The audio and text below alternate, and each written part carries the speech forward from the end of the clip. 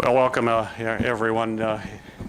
Great to be here at the Holocaust Center in Farmington Hills to host a very important discussion about how we protect folks who attend their place of worship and know that they can do that safely. Unfortunately, we have seen attacks against places of worship at a frequency that unfortunately seems to be increasing as we see the level of violent extremists, often domestic terrorism, impact public places across our country, but in particular places of worship. And when you think about Americans, number one, when it comes to Homeland Security, we all want to be safe in our homes and our communities, and the one place that you go to that you expect to be safe would be a place of worship where you can pray and know that you are safe. Unfortunately, that is not the case in many places, and we want to be in a position to provide resources to help places of worship put in the kinds of security measures necessary to keep folks safe. That's why I'm very proud to announce that we've been able to increase security grants for places of worship. In fact, in the most recent budget that just passed Congress earlier this week, $250 million is being allocated for this year in order to help places of worship put in safety measures. The Department of Homeland Security has always taken a very proactive role in safeguarding places of worship and provide security advice. We'll come out and actually review a particular church or a mosque or synagogue and give advice as to how to better safeguard people in those facilities.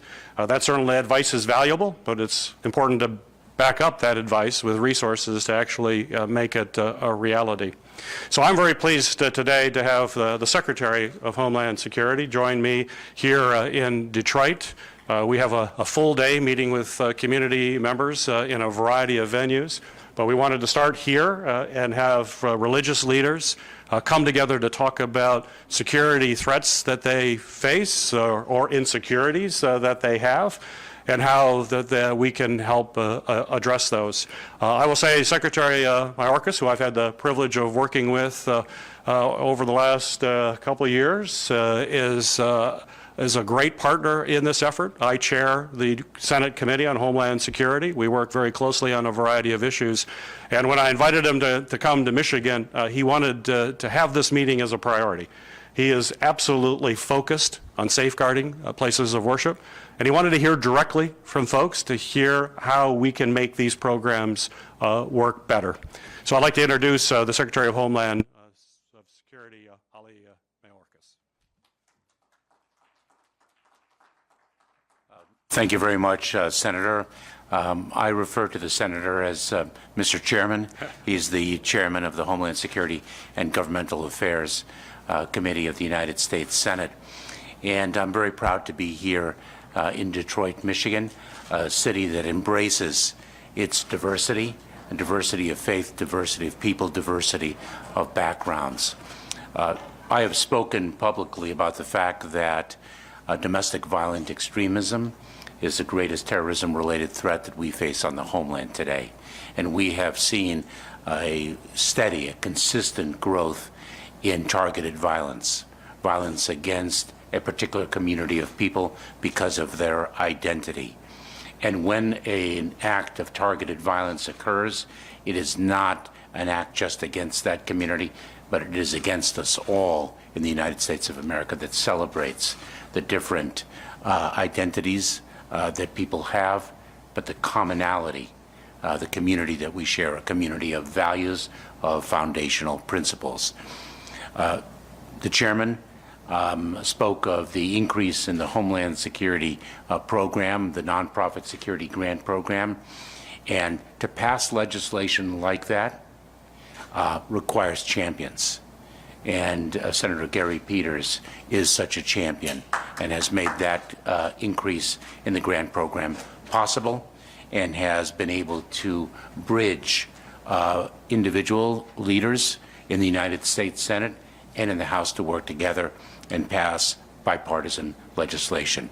As the Chairman said, we're here to hear from the community to understand what is working well so that we can advance it to understand what the challenges are so that we can address them successfully and really deliver the partnership that defines the Department of Homeland Security. Thanks so much. Happy to take any questions that you may have. I have several. Go ahead. Staying on topic, though, when we talk about the threat of terrorism, 20 years ago after 9/11, people would have looked at that differently. You mentioned domestic terrorism. How do we unfurl this ball of yarn when we talk about politics and people not believing election integrity, and it kind of feeds on a lot of things? I mean, how do we unwind it, let alone prepare for it or make security measures, etc.? But in a hearts and minds type way, how do we attack it or go after it? Well, I'll take the first stab and I'll get it out. There's no question that that's what we have to do. We are finding that our country is increasingly polarized, and that continues to accelerate. It's important for us to lead by example for those of us who are privileged to be in elected positions, to constantly condemn violence, constantly condemn the type of rhetoric that leads to violent behavior. But it's also important for us to demonstrate that we're able to come together to get things done. And even though we may have different perspectives and different views or wear a different political party label, that we can still find common ground. It's always been my experience that although we have differences, and there are some real differences between who we are, there's a lot more that we have in common. And it's important for us to do that. This legislation, as the Secretary mentioned, we were able to come together in a bipartisan way in order to make this a reality. We are doing that on multiple fronts. I just passed, after a great deal of work, a postal reform bill through the Senate that received nearly 80 votes, 79 votes, showing bipartisanship coming together to solve the real problems that we face as a country. But this is incumbent for all of us, not just those of us who are elected to office. It's the entire community that has to come together. There are challenges. There are challenges with social media, for example, which tends to bring people down a hole of radicalization. We are working on that. We've had hearings on that. We've been bringing in experts. The Department of Homeland Security has been focused on this issue as well, as to how do we make sure that harmful content is not being spread in a way that leads to real-world action of violence. But it's going to take a concerted effort. There is no one answer to it, and I would say that the ultimate answer lies with each and every us individuals. Everybody has to have a piece for us to do this, and we're going to continue to work at it. But in terms of the rise of violent extremism, I want to have the Secretary talk about this, because this has been a focus of my committee work, and we've had a number of hearings and are working on legislation related to it. But it is a rise of domestic terrorism. As the Secretary mentioned, it's the #1 terrorist threat we face in this country is not foreign terrorism. We have to keep our eye on foreign terrorism. There's no question that continues to be a threat. But we have to look at the number of incidents that we have seen recently. They are domestic. And we need to be focused on better intelligence gathering. We have to understand the groups that are promoting these insidious ideologies of anti-Semitism, of white supremacy, all of these very dangerous ideologies that ultimately can lead to violence. And we've seen that time and time again. We need to turn our attention to these groups, part of the work that the Department of Homeland Security is doing. But I'll let the Secretary elaborate on the work that he's doing. This is a focus of his. Thanks very much, Mr. Chairman. So, indeed, since the creation of the Department of Homeland Security in 2003, we have seen the threat landscape evolve significantly. Back at the creation of the department, our main focus in combating terrorism was, in fact, the foreign terrorist threat, the individual from abroad who sought to come into the United States and do us harm because of a foreign terrorist ideology. We then saw that evolve to the violent extremism, the extremist, the individual already resident in the United States who was radicalized to violence, fueled by a foreign terrorist ideology. And now what we have seen is domestic violent extremism on the rise. And it's been consistent for a few years now. And that is the individual radicalized to violence by an ideology of hate or false narratives propagated on social media. And it's very important to note that it is not the expression of an ideology or the expression of a false narrative that really triggers our focus, but rather it's the connectivity between those and an act of violence. Because, of course, we stand on the fundamental principle of a First Amendment right, however odious we might consider the words and thoughts to be. I think it is very important that the Senator and I met with the diverse community that we did here in this extraordinary Holocaust Center in this city, because, of course, here it is an important message of honor and remembrance to 6 million who lost their lives because of a Holocaust fueled by an ideology of hate and everything that this country and so much of the world stands against. I also think it's noteworthy the diversity of the community with whom we met. We met an individual who represented the Ukrainian American community and the community of Ukrainians in America. We in the department are very proud of the swiftness with which we moved to grant temporary protected status for Ukrainians resident in the United States. We are also proud as a country to come to the aid of Ukrainians in Ukraine who have suffered war crimes and other horrors unprovoked by a Russian assault on the sovereignty and freedom of the Ukrainian people. If I could slip in a quick follow-up. When you talk about the last year and a half, 2 years, you've seen an increase. Any metrics you could provide, perhaps? Any idea of how many ongoing impact investigations of this nature at one point in time? Can you give us some texture in regard to the growth of the threat? It's difficult for me to quantify it, but we have seen it grow exponentially over the last several years, and that trajectory of growth is not diminishing, unfortunately. And the Senator said something very, very important, that while the threat landscape has evolved, that doesn't mean that we discontinue our focus on its prior iterations. Regrettably, the foreign terrorist threat remains. The homegrown violent extremist threat remains, but what we've seen is that threat persistent but evolving as well. Secretary, can you talk about the issue, you mentioned issues of extremism and the issue of hate. Many minority communities and immigrant communities don't trust the Department of Homeland Security and its various agencies. They don't feel it's an agency that helps them. How do you deal with that issue of build trust? I mean, in Metro Detroit, we have Native American, some Latino communities who are very distrustful of DHS and ICE and other agencies, and how do you deal with that issue? It's such an important point. Trust is not built overnight, and it is something that we're very, very focused on. And let me touch upon that in terms of the number of different approaches that we are taking. First of all, we have rescinded so many policies of the prior administration that only exacerbated the level of distrust that occurred and that preceded it. We are building bridges between immigrant communities and the Department of Homeland Security. When I first took office, I articulated the position of this department that fundamentally it is a department of partnerships, that we share an interest in the security, safety, and well-being of communities of different backgrounds, different ideologies, different faiths. That is who we are as a country.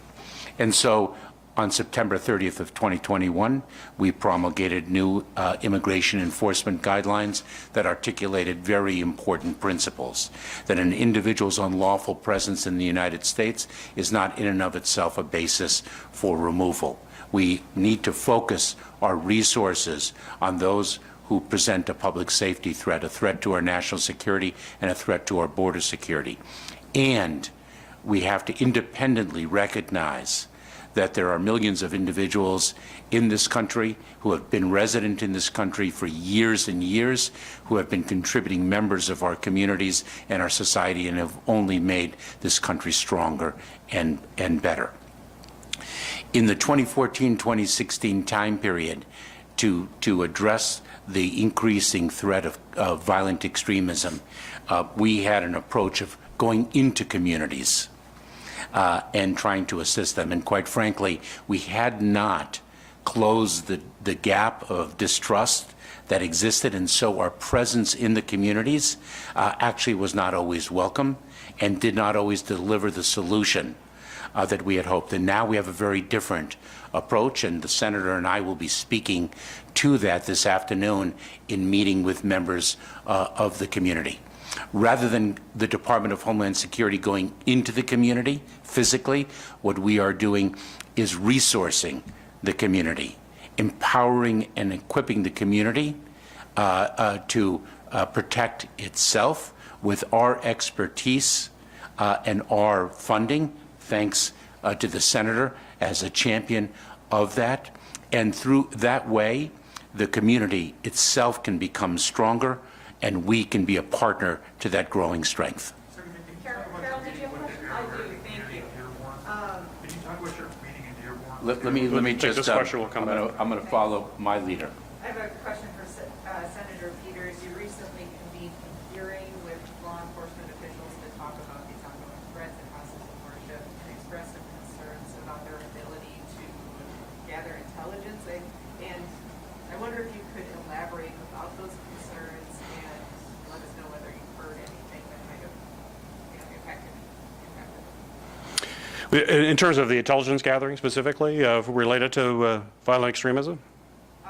Yeah, and issues that you have perceived about our ability to actually do that. Well, we have to have the ability to do that. But as the Secretary mentioned, and I mentioned in my comments, there is a difference between First Amendment protected speech and folks who may espouse an ideology that is one that perhaps others do not disagree with. But there is a line that's crossed, and it can be a very clear line that we have to be able to understand, and that's where it crosses into violence. And you'll see activity that's happening on the web and the kinds of group building that can occur that's actually inciting violent activity. That no longer has First Amendment rights. You cannot incite violence. You can't scream fire in a theater and cause the mayhem. Those are all clear constitutional precedents. But that's what we need to focus some of our intelligence work. And the time, I think in the past, we've seen some of the intelligence community has been a little wary of that, and there's good civil rights reasons for that, and we want to respect that. But now we know that the threat is very real, and there are times where the Homeland Security can be out front. We have to remember when we're dealing with protecting communities here in the homeland, the folks who are going to respond first are local law enforcement. It's going to be local police, whether it's the local community or state police. But the Department of Homeland Security can play a very important role from an intelligence gathering perspective to let local law enforcement, this is what we are seeing in your community. This seems to be a concern, and then local law enforcement will work with the Department of Homeland Security. So it's about kind of bringing that kind of coordination together, which is important. We're seeing more of that. We have to do a lot more of that. And it's also, as we've talked about, the trust within communities as well, that the communities are partners in this effort, and we need to continue to work to make all of that happen. Did you want to add? If I can, thank you so much, Senator. So through our Office of Intelligence and Analysis in the Department of Homeland Security, our top priority has been actually to disseminate information and intelligence to state, local, tribal, and territorial partners. And so in the service of that, we have been pushing out advisories, we've been pushing out bulletins, we've been pushing out alerts to local law enforcement. The Senator captured it quite accurately, that is the first line of defense for local communities. It is a strategy that, quite frankly, we have reinvigorated considerably because we have issued multiple, for example, NTAS bulletins. We have been publishing information and engaging with state, local, tribal, territorial partners at an unprecedented level. Conference calls, disseminating information and partnering with fusion centers throughout the country. This has been a tremendous priority of ours because your question speaks to an absolute imperative. We must equip the frontline personnel in communities with the information they need to best protect the communities they serve. Rachel, do you want to take the last one? Because people, I've spoken to rabbis about speaking to their congregation and making people feel comfortable. Is there anything else aside from all the incentives you guys are doing to tell people to feel comfortable, to go to temple, to be safe, to go and pray? Well, that's why we're doing the efforts that we're doing right now, that people need to have that sanctuary for when they pray. And that's why the Congress has come together to provide resources to bolster the efforts that the Department of Homeland Security is engaged in, from intelligence gathering to security assessments for places of worship, but to make sure there are actual resources to put in cameras or whatever system is being recommended by the Department of Homeland Security. So this administration fully understands the importance of it, that it's fundamental to America. The fundamental right to be able to worship and to do it safely is something absolutely important and fundamental to this country. And we want to make sure that we're assisting in any way we can, particularly in underserved communities. Oftentimes, those places of worship that may find themselves at the greatest threat also lack the resources to protect those individuals. And we want to make sure we're able to fill those gaps for those that find that difficult.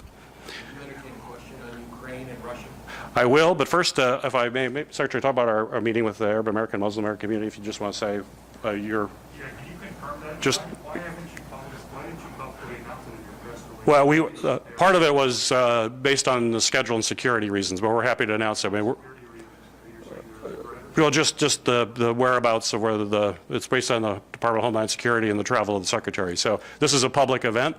We will be meeting with the Arab American, Muslim American community, leaders all across that community. We have other events. We'll be up at Selfridge Air National Guard Base as well, meeting with Homeland Security professionals there and doing a number of briefings on northern border security. So we have a full day. This is the only public event that we noticed out at the beginning, but that is our schedule. The perception there were in the community that they were being ignored and marginalized, that you were hiding that meeting. I was just curious why No. you never confirmed it yesterday or... I wasn't part of confirming or not confirming, but certainly the community is well aware of the meeting because a whole lot of folks are going to be there today. So. Publicize it in your news release at all. No, I don't write the news release. I know we did, this is the public meeting for the press. We didn't advise our meeting up at Selfridge Air National Guard and meeting with the Coast Guard and Border Patrol and a number of things as well. This is because this is a press event. That's why it was advised in the press event. I don't know if you want to just speak to anything about just the meeting, how you look forward to it. Incredibly proud to be here and to meet with the community this afternoon. And it is an open meeting, and we're very much looking forward to it. Very much looking forward to hearing from the community and also speaking of our approach to the community and building trust with that community. Your question at the very outset was a very important one. And that's quite frankly why we built the Center for Prevention Programs and Partnership, the Office of CP3 in the Department of Homeland Security, to reach out to communities that might not feel that the bridge of distrust has been closed, to prove to them that we are worthy of their trust, that we are here for them, that we are here to serve them and to make them secure and safe in the practice of their faith, and not shrink from their identity, but be very proud of it and champion it. That is who we are as the United States. Thank you so much. Thank you, everybody. Thank you. Thank you. Are you able, sir, to take a couple on Russia, Ukraine? Or do you want to do so separately? Fire away. What do you want? Do we have time? Yeah, we have time. Take a one. Very, very quickly, we have to get Take through. one, sorry. I appreciate it. You bet. Interested in just your update on what's happening, but my specific question is when we hear people talk about a potential off-ramp for Vladimir Putin, how this can basically de-escalate. When the president is calling him a war criminal, when we're talking about civilian casualties, people talk about reparations that might be necessary. Will this have to end in him leaving power in Russia, in your estimation? Or how does this de-escalate given all these circumstances? Well, Mr. Putin has to know that this is not a conflict that he can win. He can certainly not win the hearts and minds of the Ukrainian people who are fighting with courage and are going to continue to stand up for their freedom. They're fighting for freedom-loving people all over the world. The United States is going to continue to support the Ukrainians in this struggle against the illegal and shameful actions from Mr. Putin and his illegal aggression in Ukraine. We just appropriated in this last appropriation $13 billion to support the Ukrainian people. It's a combination of military aid to make sure that the Ukrainian military has the weapon systems that they need, from anti-aircraft to anti-armor, as well as ammunition and body armor, all of the things necessary for them to defend their homeland. But it also includes substantial money to provide humanitarian assistance. We're all witnessing on television now the horrors of what is happening in the United States government, as well as our allied partners across the world with other freedom-loving democratic countries have come together to provide humanitarian and military aid. It's also important that the sanctions that have been put in place, these are unprecedented sanctions of the entire world community of democratic countries coming together to put these sanctions on. Sanctions take a little time to work, but they're already working. We're already looking at a potential default from Russian bonds because of what's happening with the global banking community. There's going to be significant economic pain for folks who live in Russia. And we're hoping that Mr. Putin will realize that this is not something that he can win, and he needs to seek some sort of peace agreement, and hopefully that'll come sooner rather than later. Do you see any scenario of U.S. NATO direct involvement? We are going to make every effort. The President has been very clear that U.S. soldiers, we have to make every effort to make sure U.S. soldiers are not put into harm's way and are not brought into an engagement with Russia in combat. That would be certainly an escalation. To have U.S. forces and by extension NATO forces in combat with Russian forces would be a significant escalation. And that's always dangerous when you have a country that has nuclear weapons and you have a person who has said that he would be willing to use those depending on the circumstances. And in fact, part of Russian military doctrine is to use tactical nuclear weapons. This is a very serious situation. I think President Biden is handling it correctly. He's putting maximum pressure through sanctions. He's built a world community coming together to support the Ukrainian people through both military aid and humanitarian aid. And we will continue to put as much pressure as we possibly can on Mr. Putin while doing everything we can to support the Ukrainian people. Thank you so much.